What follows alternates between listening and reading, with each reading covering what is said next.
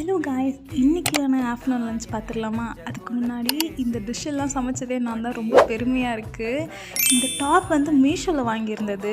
பார்க்குறதுக்கு ஸ்டிச் பண்ண மாதிரியே இருக்குல்ல, ஆனால் மீஷோவில் தான் வாங்கியிருந்தேன். ஸ்லீவ்லெஸ் தான், ஸ்லீவ்ஸ்லாம் உள்ளே கிடையாது. நீங்கள் ஸ்லீவ்லெஸ் போடுவீங்க, கம்ஃபர்டபுளாக ஃபீல் பண்ணுவீங்கன்னா இது மஸ்ட் ட்ரைன்னு தான் நான் சொல்லுவேன். ஏன்னா அவ்வளோ சாஃப்டான ஒரு மெட்டீரியலில் பண்ணியிருக்காங்க. எப்படி இந்த மாதிரிலாம் வந்து கொடுக்குறாங்கன்னு எனக்கு நிஜமாக தெரியல. சம்மருக்குலாம் பெஸ்ட்டுன்னு தான் நான் சொல்லுவேன். நான் 2-3 வாட்டி போட்டு வாஷும் பண்ணிவிட்டு நல்லா இருந்துச்சு. அண்ட் இன்றைக்கான லன்ச் என்னென்னா, நான் ப்ளெயினாக வந்து ஒரு தக்காளி சாதம் மாதிரி பண்ணியிருந்தேன். நல்லா இருந்துச்சு, உதிரி உதிரியாக வந்திருந்தது.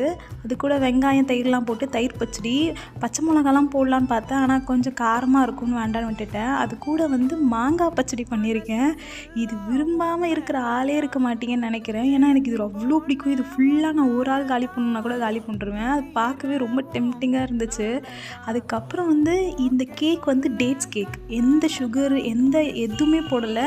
இது ஃபாயில் பேப்பரில் இருக்கிறதால கடையில் வாங்கணும்னு நினச்சிடாதீங்க. இது எங்கள் வீட்டில் இருந்துச்சு. நான் அதனால் வந்து ஏர் ஃப்ரையரில் இதில் ஊற்றி தான் பேக்கே பண்ணேன். அவ்வளோ ஸ்பாஞ்சியாக டேஸ்ட்டாக இருந்துச்சு.